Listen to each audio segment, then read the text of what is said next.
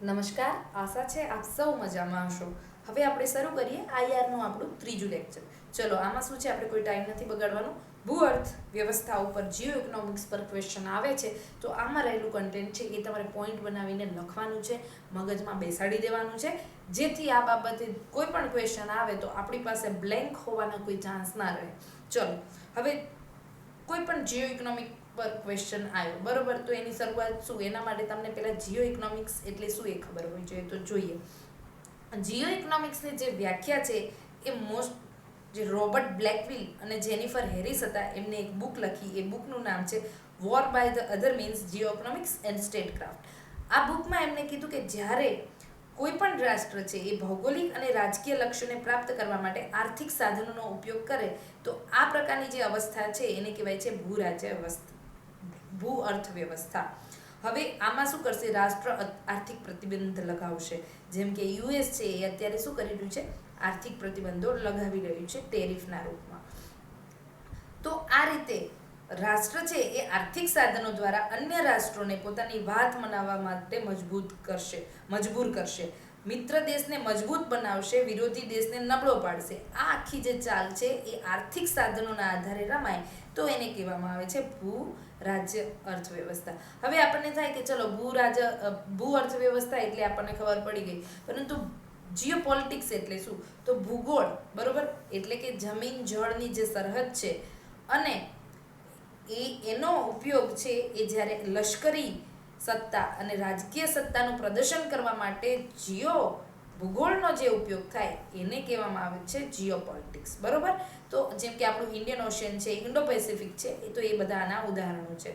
અને જે જીઓ ઇકોનોમિક્સના ઉદાહરણો અત્યારે જોઈએ તો યુએસએ અને ચાઇનાની જે આખી પોલિસી છે, બરોબર, નેરો નેશનલિઝમની ઇકોનોમીના સ્તર પર, તો આ વસ્તુ છે એ જીઓ ઇકોનોમિક્સ છે. હવે આગળ આપણે જોઈએ કે અત્યારે આ ચર્ચામાં કેમ છે, બીકોઝ અત્યારે જીઓ ઇકોનોમિક્સ છે એ જીઓપોલિટીને આકાર આપી રહ્યું છે. અને આ આકાર કઈ રીતે આપી રહ્યું છે, તો એના ઘણા બધા પોઈન્ટ છે ને આ પોઈન્ટ આપણે એકદમ યાદ રાખવાના છે, બરોબર. જેમ કે અત્યારે રાષ્ટ્રો શું કરી રહ્યા છે, રેર અર્થ મિનરલ્સ પર પોતાની એક મોનોપોલી છે એ વધારી રહ્યા છે. મહત્વપૂર્ણ ખનિજો છે એ પોતાના સત્તામાં રહેવા જોઈએ, એના પર નિયંત્રણ આપણું રહેવું જોઈએ. એ પ્રકારની જે માનસિકતા છે રાષ્ટ્રોની, એમાં ખાસ કરીને યુએસએ અને ચાઇનાની, બરોબર. તો સેમિકન્ડક્ટર, એઆઈ અને ગ્લોબલ સપ્લાય વેલ્યુ ચેઇન છે એમાં એમનો દબદબો રહે. હવે એક્ઝામ્પલ તરીકે લખી દેવાનું આપણે કે યુએસએનું પાક સિલિકા મોડલ છે, એની ફોર્જ પહેલ છે. ફોર્જ પહેલ શું છે, તો finding opportunity for robust geo economics, બરોબર. બીજું છે પરસ્પર નિર્ભરતા, જે દેશોની એકબીજા પર રહી છે એ અત્યારે એક કોલેબોરેશનના વેમાં એને જોવામાં આવતી હતી, પરંતુ અત્યારે શું કરવામાં આવે છે, જો ભારત યુએસએ પર ટેકનોલોજીને લઈને નિર્ભર છે ને, તો આ જ વસ્તુને એક ભારતની નબળી નસ પારખીને યુએસ શું કરશે, આનો ફાયદો ઉઠાવશે. તો નિર્ભરતાને હથિયાર તરીકે અત્યારે જોવામાં આવી રહી છે. તો યુએસએ રશિયન બેંક્સ છે એને શું કર્યું કે રશિયન જે આ યુક્રેન યુદ્ધ થયું એ વખતે રશિયાને શું કર્યું, સ્વિફ્ટમાંથી બહાર કાઢી દીધું. તો રશિયા સ્વિફ્ટ ચેનલ માટે યુએસએ પર નિર્ભર હતું અને આ સ્વિફ્ટ મોડલમાંથી રશિયન બેંક્સને બહાર કાઢી દીધી. એટલે એનું એક પ્રકારનું ઇકોનોમિક ફ્રેગમેન્ટેશન છે એ વધાર્યું. તો આ પ્રકારના પગલાં છે એ જીઓ ઇકોનોમિક્સમાં આપણે જોઈએ કે કઈ રીતે જીઓ પોલિટિક્સને આકાર આપે છે. પછી વ્યાપાર નીતિ, ટ્રેડ પોલિસી. આ ટ્રેડ પોલિસીને છે ને એક સ્ટ્રેટેજિક ટૂલ તરીકે ઉપયોગમાં લેવામાં આવે. ટ્રેડ પોલિસીને એક વ્યૂહાત્મક સાધન તરીકે વાપરવામાં આવે અને એમાં આપણે કહી શકીએ ટ્રેડ વોર, ટેરિફ વોર અત્યારે જે થઈ રહ્યા છે એ આના ઉદાહરણ છે. પછી વિશ્વ સ્તરે શું કરવામાં આવે, જટિલ અને સંકુચિત નિયમો બનાવવામાં આવે. વિભાજિત અર્થવ્યવસ્થા છે એનું સ્તર વધારવામાં આવે. નિયમ આધારિત અર્થવ્યવસ્થા નહીં, પરંતુ એક વિભાજિત અર્થવ્યવસ્થા બનાવવામાં આવે. અને જો નિયમ આધારિત અર્થવ્યવસ્થા આ લોકો બનાવશે, જે જીઓ ઇકોનોમિક્સનો ઉપયોગ કરીને જીઓ પોલિટિકલને આકાર આપી રહ્યા છે, તો એ નિયમો પણ કેવા હશે, સંકુચિત નિયમો હશે.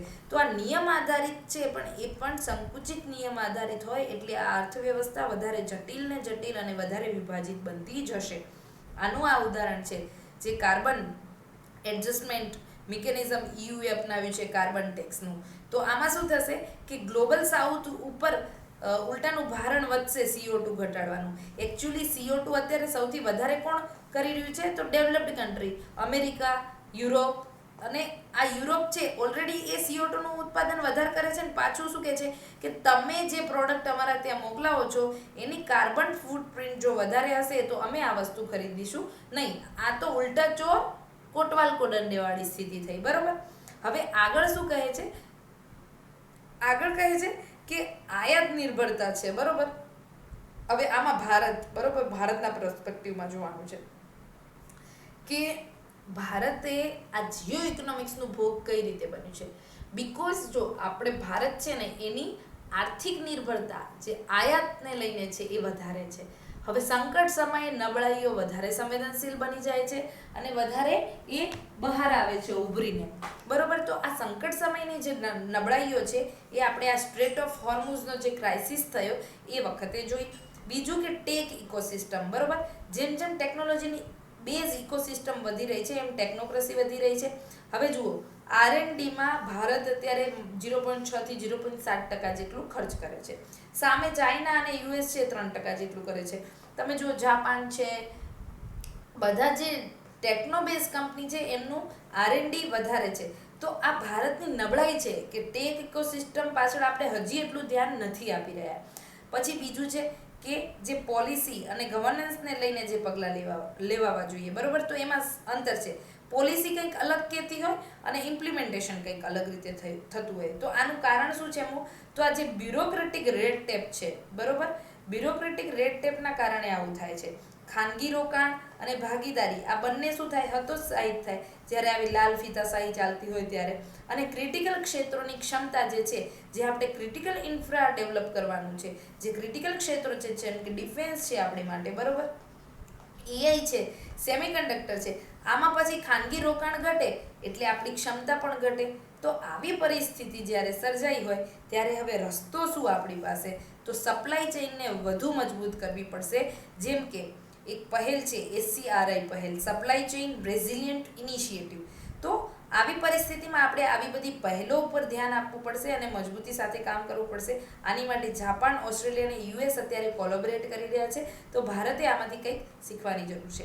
બીજું કે ગ્લોબલ બાયોફ્યુઅલ અલાયન્સ. બરોબર. ભારત છે એક ગ્લોબલ બાયોફ્યુઅલ અલાયન્સ, આના માટે અત્યારે આપણે પહેલ શરૂ કરી છે જેથી જે આ ઓપેક કાર્ટેલ છે, જે ગલ્ફ કન્ટ્રી છે, એનું ઓઇલ કાર્ટેલ છે, એનો આપણે ભોગ ન બનવું પડે અને એનો એક વિકલ્પ આપણી સામે ખુલ્લો રહે. બીજું છે ઇનોવેશન અને R&D. RDI જે સ્કીમ છે, રિસર્ચ ડેવલપમેન્ટ ઇનોવેશનની જે આખી સ્કીમ છે, તો આવી સ્કીમ જે ભારતે શરૂ કરી છે તો આ દિશામાં સાચું પગલું છે. મહત્વના જે વ્યૂહાત્મક આંતરમાળખાકીય જોડાણ છે, તો આવા આંતરમાળખાકીય જોડાણો આપણે વધારવા પડશે. અને એનું ઉદાહરણ છે Indian middle East economic corridor છે. એ ટ્રેડ અને એનર્જી આ બંને ક્રિટિકલ ક્ષેત્રોને સાથે જોડીને ભારતને એક આ જે પણ સ્ટ્રેટ ઓફ હોર્મુઝમાં જે ક્રાઇસિસ આવ્યું તો આવી ક્રાઇસિસનો ભોગ ન બનવું પડે અને આપણો વેપાર છે એ સસ્ટેનેબલ વેમાં ચાલુ રહે એના માટે ભાવિ માટે તૈયાર કરે છે. હવે જુઓ, ભારત છે ને સૌથી મહત્વના ક્રિટિકલ ક્ષેત્રમાં એનું કંઈ આવતું હોય તો એ છે એનું ઉર્જા ક્ષેત્ર. બરોબર. તો આ ઉર્જા ક્ષેત્રમાં ભારત છે એને શું કરવાનું છે? ગ્લોબલ એનર્જીના ક્ષેત્રમાં મજબૂતી સાથે આગળ વધવાનું છે અને આ પાવર જે છે એ એનર્જીમાંથી એને મેળવવાનો છે. બીજું કે ભારત માટે ઉર્જા સુરક્ષા કેમ મહત્વની છે? તો અત્યારે જે ટ્રેડ અને ટેરિફ વોર થઈ રહ્યા છે, આ ટ્રેડ અને ટેરિફ વોરના સમયમાં ભારતે પોતાની અર્થવ્યવસ્થાને ખૂબ મજબૂત કરવી પડશે. આગળ શું વાત છે કે મિડલ ઈસ્ટ જે કન્ટ્રીઝ છે, બરોબર, એની સ્ટ્રેટ ડિપ્લોમસી અત્યારે આપણે જોઈ તો આ સ્ટ્રેટ ઓફ હોર્મુઝમાં જે ઈરાન કરી રહ્યું છે એ શું કહેવાય? Straight diplomacy.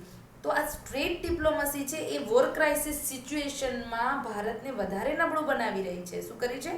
તો આવા સમયે આપણે આ મિડલ ઈસ્ટ ઇકોનોમિક કોરિડોર જેવા પહેલોથી આપણે આવી પરિસ્થિતિમાંથી બહાર નીકળી શકીએ એમ છે. માટે ભારતે ઉર્જા ક્ષેત્ર માટે કેબલ અને એનર્જી પાઇપલાઇનને મજબૂત બનાવવી પડશે. બીજું ઓઇલ પ્રાઇસ. જેવું ઓઇલ પ્રાઇસ ફ્લક્ચ્યુએટ થયા એટલે ભારતને શું થયું? ડોમેસ્ટિક ઇન્ફ્લેશન વધી ગયું. 40 થી 50% ડોમેસ્ટિક ઇન્ફ્લેશનને અસર થઈ ગઈ. બરોબર. ભાવ આટલા બધા વધી ગયા. તો આ માટે ભારતે શું કરવું પડશે? પોતાનું સ્ટોરેજ, એનર્જી ક્ષેત્રે, ફ્યુઅલ ક્ષેત્રે નિર્માણ કરવું પડશે. તો આ રીતે જોઈએ આપણે કે કઈ રીતે ક્ષેત્રીય સંઘર્ષ છે, વૈશ્વિક ઉર્જાની આખી જે સપ્લાય ચેઇન છે અને આપણું એનર્જી માર્કેટ છે એ હવે વિદેશ નીતિને અસર કરી રહ્યું છે. અને આ વિદેશ નીતિ છે અને રાષ્ટ્રીય સુરક્ષા છે ભારતની, એ બંને આ ઉર્જા એનર્જીનું જે પાવર છે એની સાથે ડાયરેક્ટ હવે સંકળાયેલી છે. તો ઉર્જા સુરક્ષા છે ને એ જ રાષ્ટ્ર સુરક્ષા છે, એ આ વોર ક્રાઇસિસમાં ભારતે જાણી લીધું છે. તો હવે છે ને આની બાબતે આપણે અમુક ડેટા યાદ રાખવાની જરૂર છે. અને એ ડેટા કયા છે? તો ડેટા છે આપણું અત્યારે ક્રૂડ ઓઇલ છે એ 85% ક્યાંથી આવે છે? આ જે ગલ્ફ કન્ટ્રીઝ છે ત્યાંથી આવે છે. 50% આપણો નેચરલ ગેસ છે એ પણ ગલ્ફ કન્ટ્રીઝમાંથી આવે છે. 25% કોલસો છે એના માટે પણ આપણે ગલ્ફ પર નિર્ભર છીએ. તો એટલા માટે આ ગલ્ફનું ઓલ્ટરનેટિવ આપણે શોધવું પડશે. હવે આ ઓલ્ટરનેટિવ કદાચ રિસોર્સિસના આધારે ના મળે તો આપણે આરી તરફ આપણું જે વૈકલ્પિક ઉર્જા વ્યવસ્થા છે એને પાવરફુલ બનાવવી પડશે. હવે જુઓ, સ્ટ્રેટ ઓફ હોર્મુઝની જે ક્રાઇસિસ સર્જાઈ એ એટલા માટે જ સર્જાઈ કે આપણી 50% છે ને ક્રૂડ ઓઇલ આ સ્ટ્રેટ ઓફ હોર્મુઝમાંથી આવતું હતું. 60% એલએનજી અને પીએનજીની જે પાઇપલાઇનનો જે સોર્સ હતો એ સ્ટ્રેટ ઓફ હોર્મુઝમાંથી પસાર થતો હતો. તો યસ, આના માટે આપણે છે ને મજબૂત ગેસ ઇન્ફ્રા વધારે બનાવવું પડશે. બીકોઝ ઓઇલ ઇન્ફ્રા કરતાં ગેસ ઇન્ફ્રાની અછત થઈને એના કારણે આપણી ઉદ્યોગો છે ને સાવ બંધ થઈ ગયા. ઉદ્યોગો બંધ થઈ ગયા એટલે લોકો બેકાર થઈ ગયા, સામે મોંઘવારી વધી ગઈ. માટે ભારતે એનર્જીમાં ગેસ ઇન્ફ્રા, ઓઇલ ઇન્ફ્રાની સાથે સાથે ગેસ ઇન્ફ્રાનું બફર પણ વધારવાની જરૂર છે. હવે સીધી અસર, આ સ્ટ્રેટ ઓફ હોર્મુઝની સીધી અસર ક્યાં થઈ? ખાતરના ભાવ વધી ગયા, ખાદ્ય ફુગાવો થઈ ગયો, સ્વચ્છ ઈંધણ કદાચ વધારે મોંઘું થઈ ગયું. તો આ બધી અસરો ભારતને થઈ. તો હવે ભારતે આ બાબતે શું કરવું જોઈએ અને શું કરી રહ્યું છે એ પણ આપણે ખબર હોવી જોઈએ. તો ભારત આ બાબતે શું કર્યું છે? ઇન્ટરનેશનલ સોલર અલાયન્સની આપણે પહેલ શરૂ કરી છે. બાયોફ્યુઅલ અલાયન્સ આપણે બનાવ્યું. ઓઇલ આયાત છે એ ઘટાડવા માટે આપણે શું કર્યું? ડાયવર્સિફાઈ કર્યા આપણા નેશનના જે સોર્સ હતા. એટલે અલગ અલગ રાષ્ટ્રો પાસે આપણે સોર્સ ડાયવર્સિફિકેશન કર્યું. 27 થી 40 અલગ અલગ રાષ્ટ્રોમાંથી હવે આપણે શું કરશું? ઓઇલ છે એ ખરીદશું. બીજું, વ્યૂહાત્મક સ્વાયત્તતા આપણે જાળવી રાખી. આપણે વેપાર જે હતો એ યુએસ, રશિયા, મિડલ ઈસ્ટ આ ત્રણેય રાષ્ટ્રો સાથે આપણે સમાંતર વેમાં શરૂ રાખ્યો. નહીં કે એક યુદ્ધમાં કોઈ છે રાષ્ટ્ર યુદ્ધમાં ગ્રસિત છે અથવા તો એ ભારતના વ્યૂ પોઈન્ટથી ખોટું છે તો આપણે બધા જોડે એક કન્ફ્રન્ટ્રેશનલ ગ્રાઉન્ડ ઉપર ઉતરી આવશું. ના, વિરોધ કરવા જઈશું તો ભારત માટે જ આર્થિક પરિસ્થિતિ બહુ ખરાબ થઈ જાય. બરાબર. બીજું, આપણે ઓએનજીસી વિદેશ પહેલ શરૂ કરી છે. આમાં શું કરવામાં આવે છે? વિદેશમાં ભારતના ઓએનજીસીના જે હબ છે એ તૈયાર કરવામાં આવે, આપણી અસેટ ત્યાં તૈયાર કરવામાં આવે. અને આ પીએસયુ છે એ અત્યારે 27 રાષ્ટ્રોમાં ઓએનજીસી વિદેશ પહેલ અન્વયે કાર્યરત છે. બીજું, રાષ્ટ્ર સ્તરે આપણે શું કર્યું? તો નેશનલ ગ્રીન હાઇડ્રોજન પાવર છે એ મિશન તૈયાર કર્યું છે. બીજું, સ્ટ્રેટેજિક પેટ્રોલિયમ રિઝર્વ આપણી પાસે 2 છે અને બીજા 2 નવા બનવાના છે સાઉથમાં. બરોબર. તો આ વસ્તુ આપણે નવી, ભારત અત્યારે આને કાર્યાત્મક અવસ્થામાં છે. તો આપણી વિદેશ નીતિ છે એ ઉર્જા પુરવઠાને સુરક્ષિત કરવા માટે તો પ્રયત્નો કરી રહી છે, પરંતુ ખાલી પુરવઠાને સુરક્ષિત કરવા કરતાં આપણે ઉર્જાનું નિર્માણ કરવું પડશે. અને આ ઉર્જાનું નિર્માણ કઈ રીતે થશે? તો એ ત્યારે થશે કે જ્યારે આપણી ઉર્જાની આયાતમાં આપણે વૈવિધ્ય લાવશું, વ્યૂહાત્મક સ્વાયત્તતા કેળવશું અને સાથે સ્વચ્છ ઉર્જાનું નેતૃત્વ કરીશું. યાની આરીમાં આપણે પાવરફુલ બનવાનું છે રિન્યુએબલ એનર્જીમાં. તો હવે જોઈએ આના આપણે આવું શું ભારતે એકચ્યુઅલી કર્યું છે ખરું? તો હા, કર્યું તો છે. આપણે સ્ટ્રેટેજિક જીઓ ઇકોનોમિક ઇમ્પરેટિવ છે એ જે આપણા અવરોધો હતા એને દૂર કરવા માટે ભારતે શું કર્યું?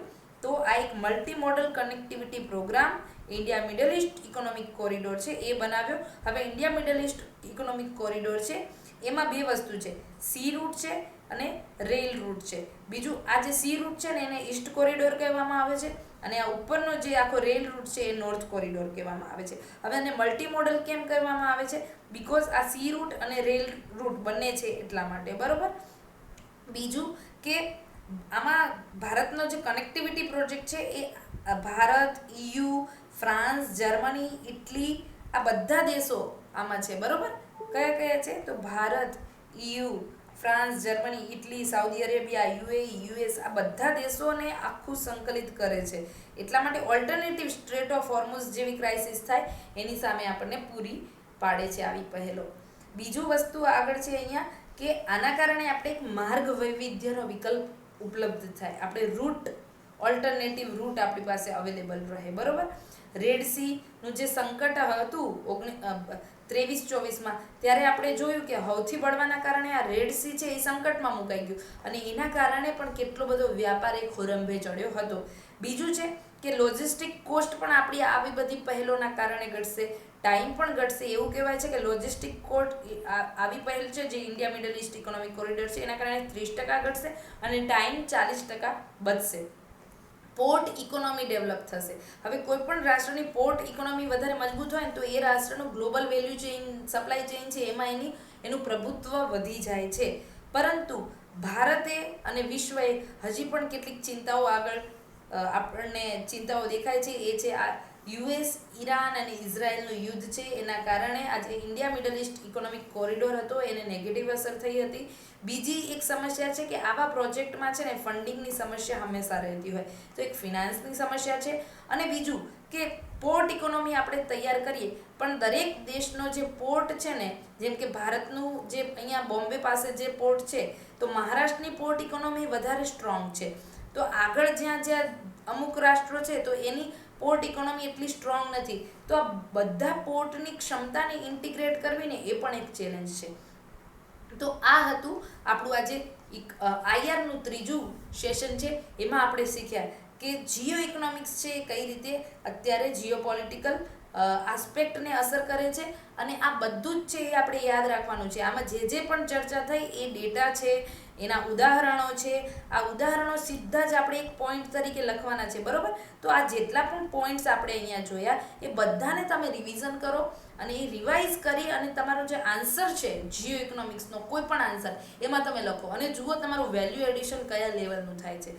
તો આ બધા ડિસ્કશન આપણે આ રીતે કરતા રહીશું અને આપણા આઈઆરના જે પોઈન્ટ છે એને આ રીતે સ્ટ્રોંગ આપણે કરતા જઈશું. બરોબર. ફરી મળીશું આપણે નેક્સ્ટ ટાઈમ અને ત્યારે આપણે ફરી આ ટોપિકને રિવાઇઝ કરીશું અને એ વખતે આપણે રિવાઇઝ કરીશું એટલે શું થશે, આગળ જે ભણ્યા છે એ પાછું રિવાઇઝ થઈ જાય અને મગજમાં જે બીજો ટોપિક આપણે આગળ ભણવાનો છે એની સાથે લિંક થઈ જાય.